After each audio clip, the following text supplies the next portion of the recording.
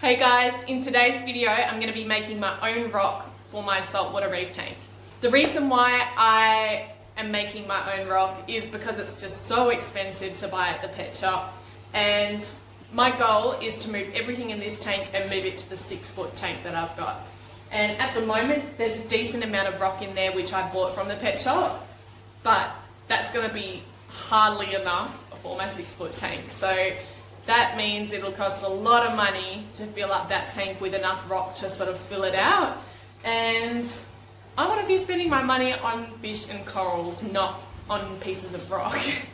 The reason why I found it important enough to make my own rock is because, yes, I could go out and collect some from the ocean, but the rock you find in the ocean is actually really hard and the water doesn't move through it as much as the dry live rock that you can buy from fish shops. The dry or the live rock that you buy from fish shops is actually really porous. It's got heaps of little holes throughout the whole rock where the water can get through to it, the bacteria can grow on it, and that's exactly what you want if you're wanting the rock in your aquarium to actually help with the filtering process. And another risk you take from getting rocks from the ocean is those hitchhikers that are going to come along with the rock. Stuff that you don't want to add into your tank. And it might be live rock when it's in the ocean, but if you live in a colder climate than like the tropics where, you know, the reefs, you know, exist, when you bring the rock from the cold ocean into your warm salt water to sort of cure it, that rock is going to become dead rock because it's coming from a temperature change from the freezing cold ocean to, you know, your 25-degree salt water. Because I've got such a simple setup, I'm wanting as much rock in my aquarium as possible because I want all that beneficial bacteria to grow and to keep a super stable environment for the fish and the corals. And I just don't want to buy it all. It's just so expensive. Like, I've been to the pet shop and it's like $200 for a rock about this big, and it's like, I want to be spending my money on fish and corals. Like, I don't want to, you know, spend ridiculous amounts on rocks. So I've looked into it and I'm going to make my own in this video. And I kind of get a little bit of a kick out of making my own stuff and making it from scratch. And at least this way I can make as much rock as I want to fill out that 6-foot tank and do it for about the quarter of the price of buying it at the shop. Yeah, I hope you enjoyed this video, guys, and I hope it inspires you to make your own. And yeah, if I can make it, anyone can make it. Okay, so I have 2 large tubs full of slightly damp sand and a mixing tub. And the recipe I used for this was 2 parts of cement.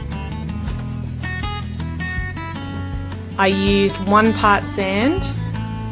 I used 2 parts shell grit. And you don't want to add the salt in just yet. You want to mix it up with a bit of water and get it to a nice consistency where it's not too runny and it's not too thick. If the mixture is too dry, the rock will just crumple. Now you can add in the rock salt. You just want to fold this in nicely into the thing and not mix it around too much. Now I'm just using some rocks that I already had to create moulds for the cement mixture to go into. Using these hopefully makes the new rocks I'm about to make take on a natural sort of look. Now I'm placing the cement mixture in very gently here, because if you just slam it in there, it'll just create a brick, a flat brick, and I really want that nice texture around the sides of it, so I'm placing it in really gently.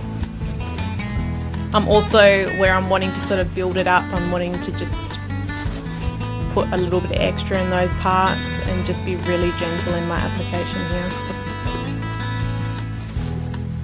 Also, now when we cover over with sand, be super gentle with this as well. You don't want to pack it all in and create a brick, so you just do it very gently and sort of sprinkle it on top until it's covered over. And now I'm basically going to do the same with the other one. Just super gently put it in, and yeah, we'll see how these ones turn out.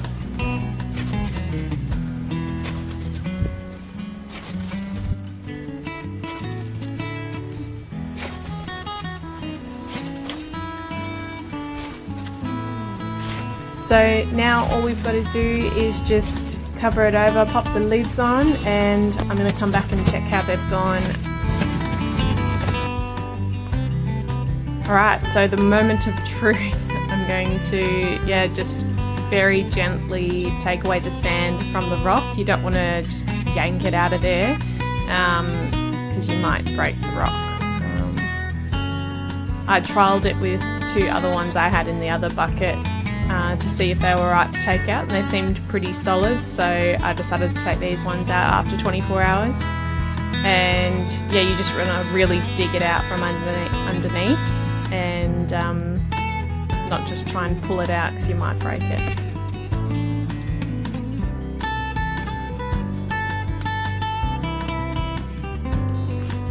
So now the next step is to just give them a hose down and see what you ended up with, and yeah, they turned out alright. There's a few things I probably would have done differently, but out of the 4 rocks I made, I was able to make a alright structure just chucking this together like this, so I was pretty happy with that.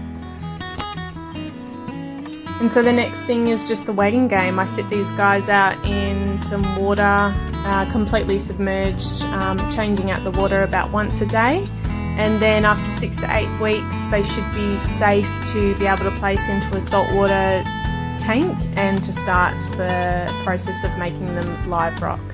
But thanks so much for watching, guys, and I hope you enjoyed, and don't forget to like and subscribe.